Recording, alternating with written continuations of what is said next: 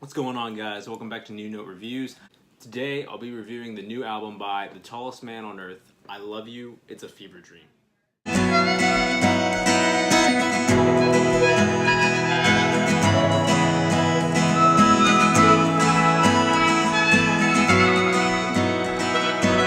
As it's some kind of fall. So, the man who goes under the name The Tallest Man on Earth, although he's not really the tallest man on Earth, is Swedish singer-songwriter Christian Masson, who up until now has written 5 studio albums and 3 EPs, and for me has mostly gone under my radar until fairly recently when he released his previous album. And that one I really enjoyed, and I found it through one of those Discover Weekly things that Spotify does on Mondays or the beginning of the whenever they do those. And yeah, ever since then I've really enjoyed his music, and I've checked out a lot of his catalog. And I wouldn't call myself necessarily a huge fan, but I would say that I definitely enjoy his music. As I branched out from my rock and roll and punk and metal kind of sound that I really enjoyed, as I got more into like folk and things of that nature and acoustic sounding indie rock or something like that, I found him, and ever since then I've really enjoyed his melancholic style, his slow guitar playing, his whole branding and his whole sound is what really gets me with his music. So, and this album is no different. So let's jump into the review. So the first track is called Hotel Bar, and it really kind of sets the stage for how the rest of the album kind of goes, but also not really.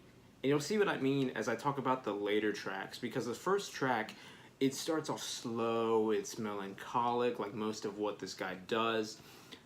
But later on, the album begins to pick up, and it sounds more joyful, even though it is more melancholic and somber and dark in a way. It starts to pick up in guitar chords and in speed and in tempo, and the chord progressions get a little more complex. But it still maintains that kind of dark and somber sound, that solemn speech. The instruments besides the guitar are kind of distant. The harmonica that plays a huge role in this album, and I love it because I've never been able to say that I love the harmonica, because I like it. It's good. It's a good instrument, but it's something I've never like loved to hear in a song. But on this album, it is literally one of the best things about this album is the harmonica played on certain tracks, and it sounds amazing. As the album progresses into track 2, titled The Running Styles of New York, it still keeps that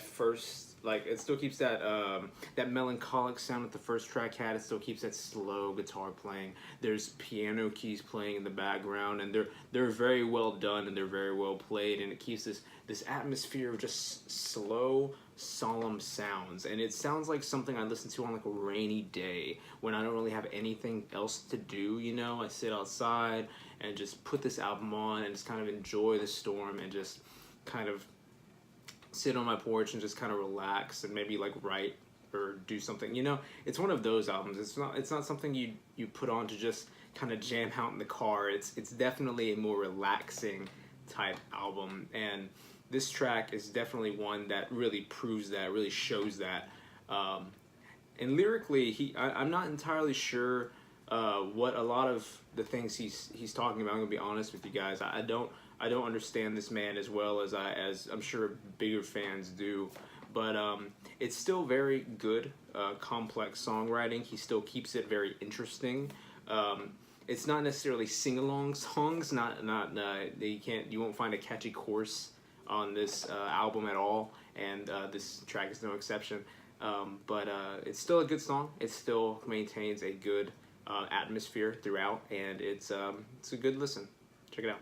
I'm not gonna go through all the tracks like other reviews. Like, I don't go through all the tracks, but I know I've already covered 1 and 2. But I'm gonna go to 3 real quick, because There's a Girl is what it's called, and it is one of the best songs I think on this album. It like you know how I said earlier that the harmonica. I've never said that I really love the harmonica.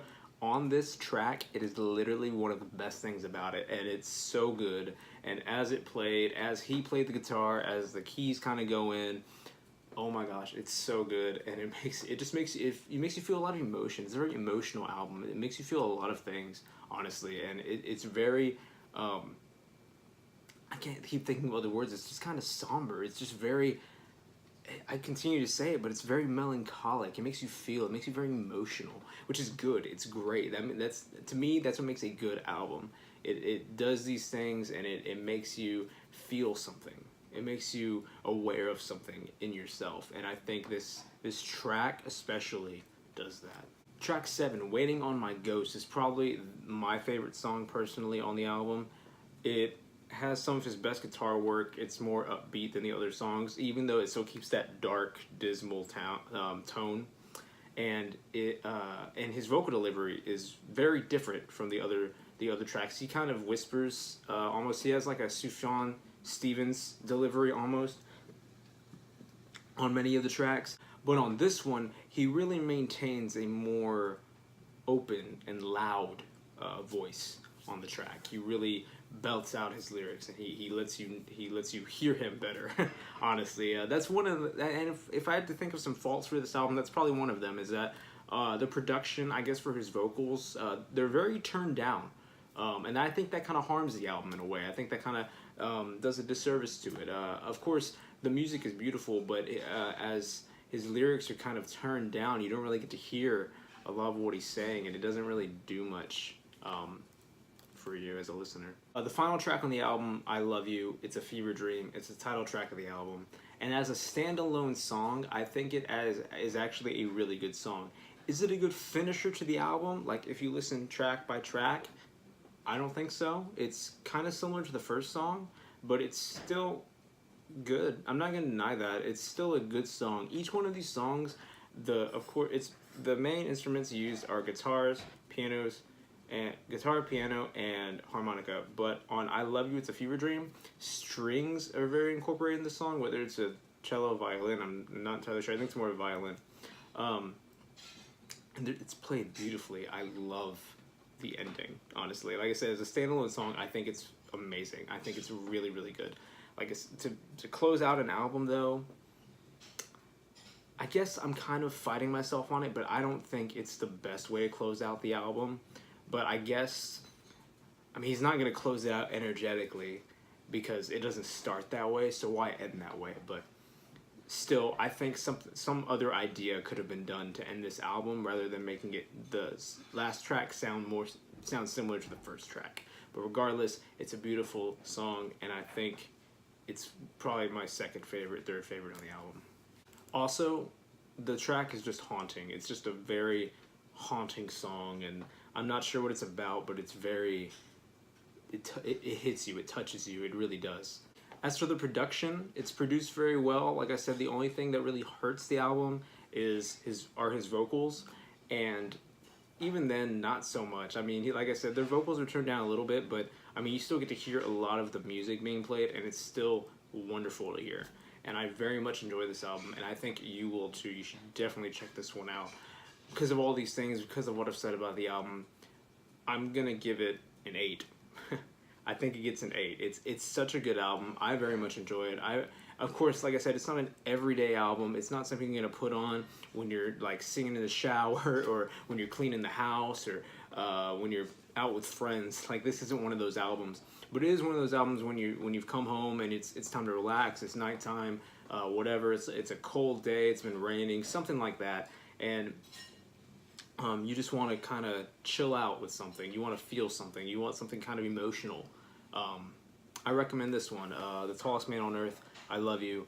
It's a fever dream. As for suggestions, one suggestion I really enjoy, one album that I really love to listen to is Sufjan Stevens. That is Sufjan Stevens. His album Carrie and Lowell, maybe. That is a great album as well, a great folk, indie-ish acoustic album. Very similar to The Tallest Man on Earth in kind of style and delivery. And very melancholic, very very sad, actually, just straight up sad and kind of depressing. But it's still really good music. It's still really good atmospheric indie acoustic folk music, and it's a good one. So go check that out. Another album I would recommend is an EP, actually, from this guy, from singer-songwriter Thomas Waddell. I'm a little biased. I know this guy, but he makes really good folk music, acoustic music, indie music, whatever you want to call it. And he's been making it since, I think, 2016. But even then, he's been a musician for a very long time, I know that. He also goes under another name called Some Bearings, so that's S-U-M Bearings, B-E-A-R-I-N-G-S. And he has another EP out called Pear Trees. That one's also good, but I really am partial to his first album under his real name, Thomas Waddell, and it is the Weather EP. It honestly has some of my favorite songs, like, in folk or indie rock, honestly. So if you ever watch this, dude, you do some great work.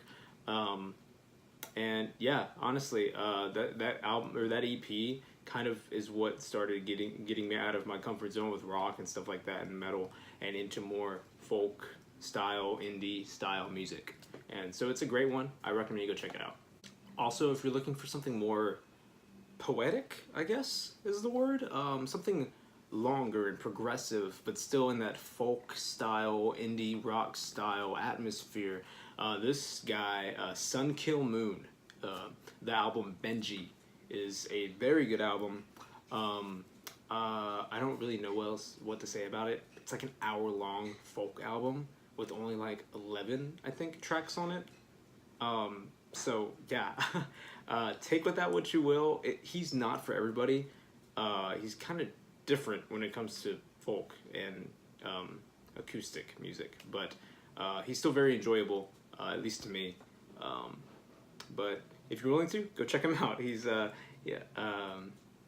got a different way of doing things when it comes to this kind of music, but it's still very interesting.